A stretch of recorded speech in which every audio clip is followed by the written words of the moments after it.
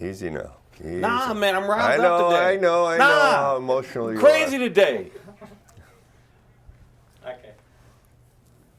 I don't, And can't figure out what's going on. 4. Swallow a mothball, you'll be fine. Yeah, where am I?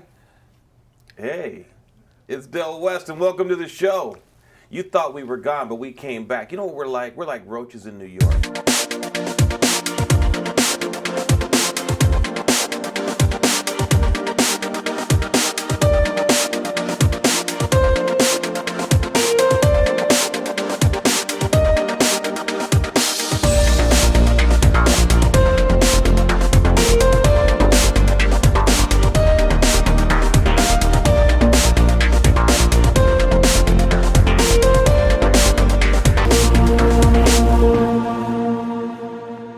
Hey, it's Del Weston. Welcome to the show.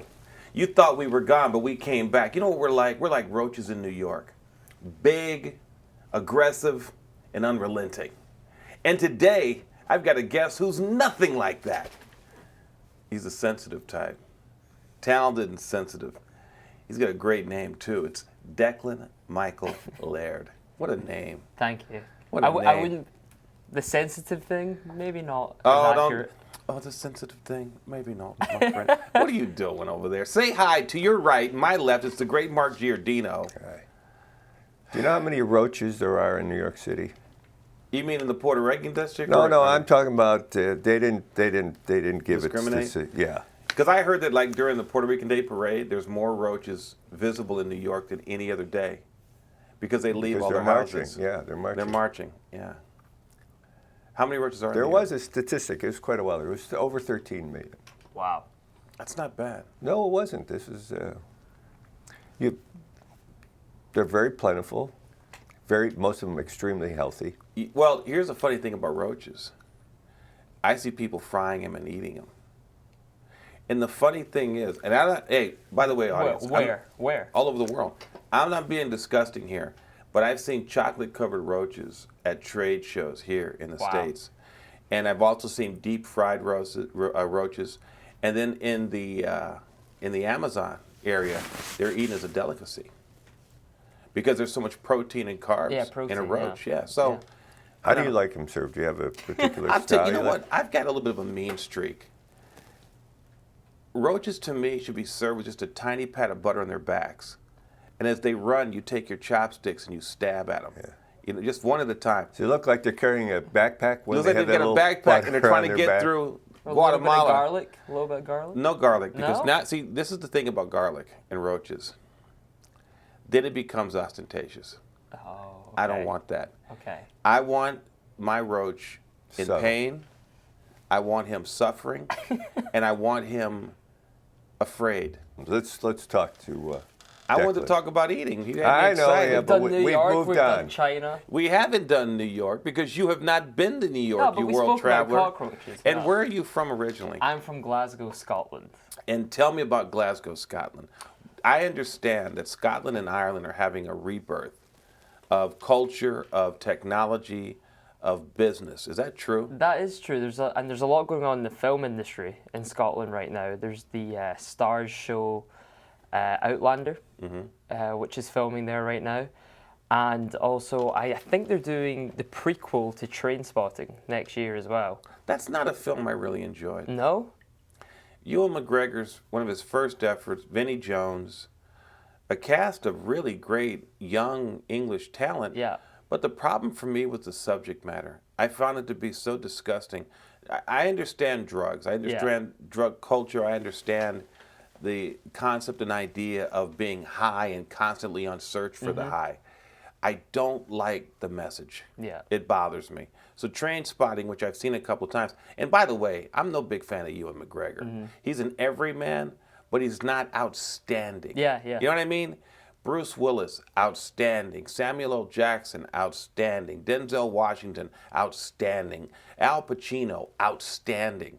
And Ewan seems to just kind of be there. Yeah. You know what I mean? Am I wrong Yeah, about well, that? I mean, That's what he is. He's just there.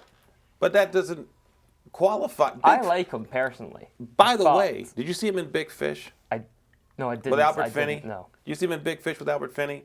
Was he even there? Albert Finney is Albert Finney was there. Albert Finney is so good that He's no match for him. That he There's no- stole the performance, yeah. he didn't steal anything. You know what he did? This is what he did. He woke up in the morning. He had a slight erection in his boxers. He went down to the kitchen. He got something out of the refrigerator. He ate it, right? Mm-hmm. And then he left the crumbs on the floor, and he went back to bed. See, you had my morning. You were describing my morning until you said I went back to bed. Hey, I've got Declan, Michael, Laird, and Mark Giordino here, and we're going to come right back with more of the show. Now, let me ask you both a question, because this is very important to me. Mm-hmm. Should an actor have a niche? Well, I think from my understanding, Vinny got into Vinny was a professional I don't soccer mean player. Vinny. No. He's talking about in I'm general. talking about actors, Let's young talk man. about you. Is it important for you to Should get a an niche? actor have a niche? Or niche? To begin, Who? maybe to begin. You want him to have a niche or a niche? I want to know, well, some people pronounce it niche, some say niche. So correct me if I'm wrong. I think to begin with, We will. If you're starting out, yes. Really? I think to begin with, yeah. And I think as your career grows, no. Then have how to do you branch out? Then how do you explain the success of Tom Cruise? Look at his Yeah. history. Jerry Maguire, right? Mm-hmm. Huh? Wasn't an action hero yet. Yeah, true. I'm just starting out here, right? All the right moves, right? Mm-hmm. Teenage heartthrob. Risky moves. Risky business. Risky business. But how right. old was Tom Cruise when he started? Doesn't matter. Doesn't matter. He was 71 and now I think he's 54. He's 12 now. My question is, in your mind, should an actor have a niche? No, then. What does that mean? I would say that he should have range. If he's an actor, if he's a true actor, he should be able to play different parts. Does he right or is he wrong? About what? A niche. His ability to excel and create a name for himself many times becomes a niche, whether it's his or whether the people hiring him put him in a niche. Now, we had a guest on the show recently, Hallie Jordan, and she stomped all over Mark. I don't have a niche. I'm doing my own thing. I'm producing my own movies. I'm confused by actors who stick with one kind of a role, and I'm going to give you a case in point. 3 great actors, all screwed up. And those 3 actors were John Leguizamo, Patrick Swayze, and Wesley Snipes. And they played in a horrible film called Tu Wong Fu, where they played cross-dressing transvestites. Okay? Not only could I not watch the film, right? But Patrick Swayze is dead, Wesley Snipes went to jail, and John Leguizamo, we don't know where he went. Did they go too far out of their supposed You mean with niches? their dresses? with their concept and performances. And by the way, I'm not trying to be crazy here. But Philip Seymour Hoffman just did a film called Flawless with Robert De Niro, where he played a cross-dresser, right? Yeah. Dead. Yeah. I'm not changing my outfits.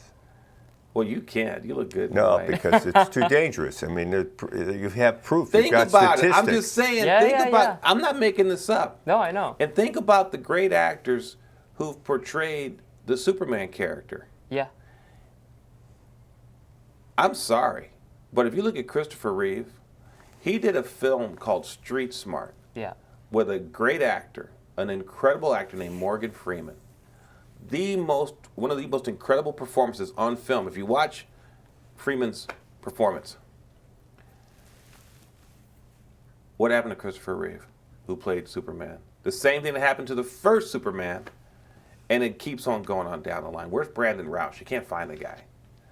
Certain roles and certain acts and certain things seem to come with a certain curse. Am I wrong about that? No, I think they've I said don't know that. if you're wrong, but you're starting to scare me. I'm a little upset. You're starting to get superstitious. I'm a little, yeah. Well, hey, I don't like make the this Scottish stuff play, up. I don't you make know? this stuff up.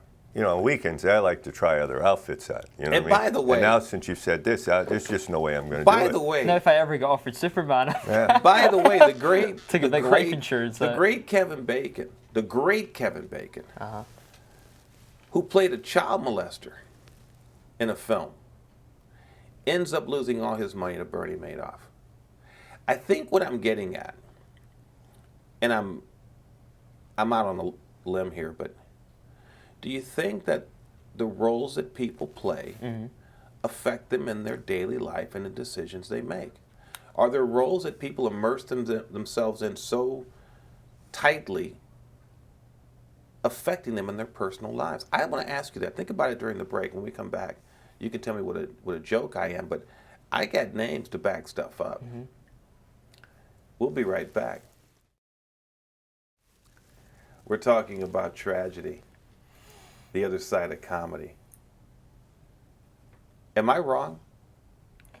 Or is it just No, I was thinking about it, and yeah, I think it does affect people, 100%. I'm just saying. How could it not? I was just thinking of Heath Ledger, the Joker with Batman. Thank you. Yeah. Think about that. And if someone said, well, he wasn't really caught up in that character. I'm sorry. How could you not be caught up in that character? That was, am I wrong here? Because you're sitting there like a statue. You don't want to say anything. I'm trying to hear you out. Well, I think you should think listen because he already got it. Excuse me. I was out to lunch for a little while. Apparently, and I'm not back to the room yet. Apparently, you had to eat. I think there are times. Yes, there was an actor when I first started many years ago by the name of Barry Brown. He was a very good young actor. Right. Played a very depressed character. Right. And then did a Western. I forget what it was. It really kind of got him off. Yeah. And committed suicide. He got like the depressed character that he played. At least that's how it looked from the outside. I think that can happen. I think that usually happens to someone that has some issues. No, wait a minute. Well, so what I was going to say was, please do, I think if you can keep it that in your own mind, so if it's me, if I can keep it in Declan's mind that I'm playing a character, but I think when you start, say it's a character with depression, when you start relating it to your own life, and then it starts mirroring back on yourself, and you think, oh, well, what do I have to be depressed about? I think that's when it begins to take over. Well, see, here's the thing. But then it depends how you work, and, With acting, there's a lot of sense memory work. And you're going, well, I remember a time when I was depressed, which makes me depressed, which enables me to cry, or to have this look on my face, or to be this sad. And I think that for true actors, true auteurs, there's something in the performance that forces them into that character. So another great instance is Marathon Man with Dustin Hoffman and Sir Laurence Olivier, where Hoffman decided that because his character was being kept awake by this interrogation that he couldn't sleep. So Hoffman stayed up for 3 or 4 days on the set. And so Laurence Olivier said, what are you doing? He says, well, my character has to be awake. He's sleep deprived. Yeah. He's up, and he's suffering, and he's on edge. So Olivier goes, well, what do you do for a living? And Hoffman said, well, I'm an actor. He goes, then why don't you just act like you're tired? And I think that is it safe? It isn't safe, and I think that that was the line. Watch the film. You'll see what that meant. I think what is important about this discussion is that I've met 2 types of actors in Hollywood. I really have. I've met people who throw themselves into the role with reckless abandon and no fear and no understanding of what they're getting into except other than the role. And then I've met the actors who are like, they play it by the surface. It's kind of, this is where it is. And I think that's a big line, because some of those people who really, what are you laughing at? Not laughing. You're sitting over there I giggling. wasn't frowning. That's not a laugh. He was, thank you, Dex. Smirking? Thank you. I don't know. Audience, this hurts me to say it because I don't like to attack my co-host, but I'm going to do it. He's going to make the exception. Declan called Mark out by saying he was smirking at what I was saying, and Declan was right. And so I'm not going to say anything to Mark directly. There's nothing to say, but Declan, you were right. Okay. Thank you. Now he drinks water like he's nervous. I don't want to take sides. There's no sides to take. You're already on my side. Listen, I think that there are certain actors who are so good, and I've seen some of them work. I was working with a guy named Nick Mancuso, older actor, been around a while, and we were having a rehearsal, and he asked for food. I'm starving. I haven't eaten. I need some food. And I thought he was just being a greedy bastard, right? So I order him a bunch of food. He's at the table. and he's eating the food, and he's spilling the food, and he's dropping crumbs, and he's tearing at the bread, and he's spilling his soup. And I'm like, this guy's like an animal. He's like an animal. And I keep watching him for about a half an hour, and he's doing the lines, and he's talking into his script, and there's food on the script. And I keep watching, and I go, oh my God, he's creating the character. How he eats, yeah. Because he's saying the character is voracious in all his appetites, and he's creating it now. And he carried it throughout the entire film. Blew my mind. Yeah. He really got it. He really got it. God, I hope you're not bored, because I'm not. Like my second ex-wife used to say, put the toilet seat down and lock the door when you leave. And if you don't come back, I won't miss you. And like I say, toilet seat can't go down. I ripped it off. We'll be right back. Hey. You know, I was talking to my good friend Declan Michael Laird. He's an actor. And you were telling me what kind of stuff you do. What do you do? What are you most proud of in your career so far? Probably I was on a BBC show called River City. River Sissy? River City. Oh, City's River the City. accent. Whole different show. That's it, I was yeah. like, well, They got a I sh- did cross-dress at a show. It was called River Sissy. No. Yeah, we got it. No, there's a show called River Sissy. It takes place over on Santa Monica Boulevard every Wednesday night. Every Wednesday, and Monday and Tuesday and Thursday. wait. River City, what was that about? It's a Scottish soap opera. It's on every Tuesday night. Yeah. It's a sort of, I guess, Desperate Housewives sort of show. Yeah. And in it, I was the main family. It's always centered around a family. I was the daughter's boyfriend. The daughter's boyfriend. I was the bad guy. What's the pay like in Scotland? It's decent. It's not like here, but when it's something like BBC, it's still got to be of a certain standard. So they have a union over there. Yeah, to they have a make sure union. you're not But being it's taken advantage it's nothing of. like SAG. It's not as difficult to get into as SAG. It's not as SAG is a rip-off. It's expensive. No, SAG is a rip. A lot of people don't want to hear me say this, but I'm going to say it. If you have an organization where over 93% of your people are paying you dues but not working, there's something wrong. If you were a plumber in the plumbers union and 93 out of every 100 plumbers wasn't working, why would you charge them dues? It doesn't make sense. I'm sorry. So River City, what else have you done? I'm At gonna River City, I'm I gonna was quit the union tonight. Good. What? short film. Well, River City, first of all, was my first ever audition. Right. I was a professional soccer player. And I You got, walked in and slammed it. Yeah, no You played callback. on Vinnie Jones's team. No callback, no nothing. That was it. And you know what? I put that down to I'm so happy and proud of my training. I wouldn't be as good an actor as I am now without my training. But What was your training?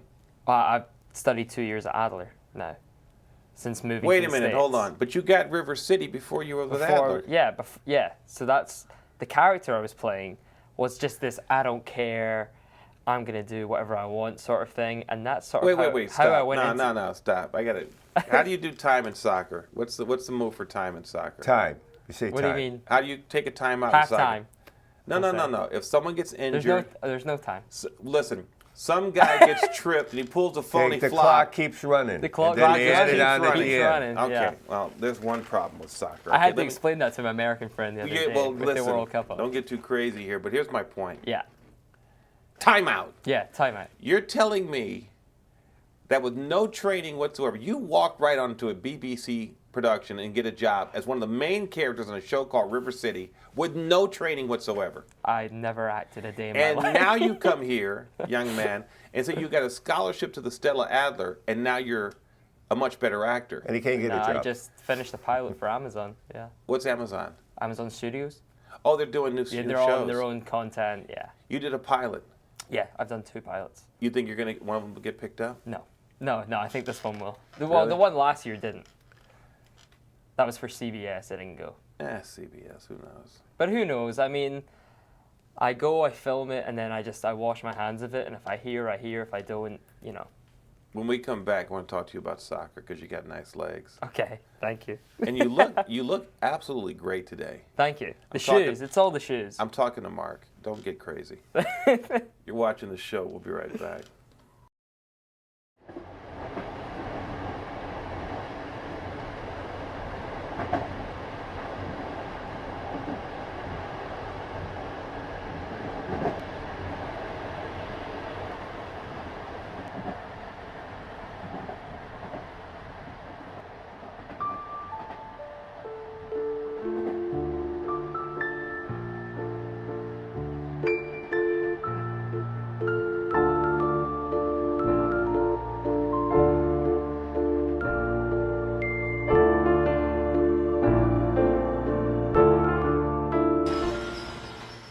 So, are you going to the game Friday night? I don't know. Depends. On?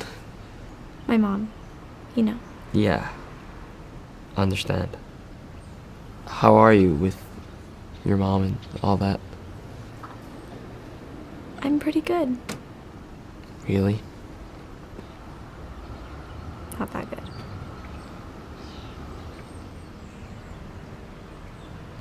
My grandmother had something like that. It sucks. So sorry. I love the film and television industry. I love the business. I love the people. I love the spirit of creativity. I love the sitting in a theater or on your couch in the dark watching someone else's drama or comedy or action unfold. And the people who bring that to us are people like you, actors who can portray and create and do. What is your desire in this industry? What do you want to do? I want to, if I can affect one person sitting at home on their sofa or in a movie theater who sees me and sees my performance, if that inspires them to get up and do something in their life, then my job is done. Who inspires you in film? Who inspires me in film? I love the actor Tom Hardy. Tom If you Hardy's know him. great. I love Tom Hardy. Tom Hardy is, what is the best Tom Hardy role you've seen so Bronson. He's wrong, huh? far? No, Yeah, he's not. he obviously doesn't agree. Actually, he's not wrong. Bronson was the film about a guy who was locked up for many years. Yeah, Britain's most. But he never quit being himself all the way through. And it was a tour de force performance by Hardy. But I think he's got a lot more work to do. Well, there's a movie out just now that he's in called Lock, where it's Well, just him the entire film. It's just him driving in a car. Yeah, I've heard. Yeah, and he's discussing something he's done with people on the phone as he's driving. But wasn't he in another big film? Warrior? I'm just asking a question. Warrior. And come on, Tom Hardy fan, give me a little What, more. I do know, but what Give is me it? another one. What Come is on, it? give me one. Give me another I'm Tom gonna Hardy. know this. Give me one. Fan. Come on. can't. Give me some more Tom Hardy. Tell me, help me out. I'm not going to help you. You're an I know American this. Fan? Who? I know it. He was? Who? Tom Hardy? He's a fan of what? I don't know. I have no idea. Tom Hardy's a great actor. I know. Brilliant actor. Now, the only problem with Tom Hardy is he's a lot like the guy who played in Tinker Tailor Soldier Spy. Tinker Tailor Soldier Spy. You know why? Because I didn't really like that film. You're off your rocker. I wasn't a big fan. And did he also play Bane? Oh yeah. But Did he again, play Bane? again, I was like. Did he play Bane in in the Batman, second yeah. Batman sequel? You with couldn't Christian understand Bale? anything he was saying. What are you saying? Yeah. I can understand everything you're doing. Bane, Tom Hardy, and this is to wrap up our conversation because it's been brilliant. Tom Hardy has no niche. No, he doesn't. No, He you're right. has no, you don't even know his name. You don't even know who he is. He has no niche. Correct. He is a chameleon of talent, right? Mm-hmm. Go through the list of films. Warrior, Tinker Tailor Soldier Spy, Batman. Huh? Mm-hmm. Give me another one. Come on. Lock. Warrior. Lock. Lock. Not one repeat.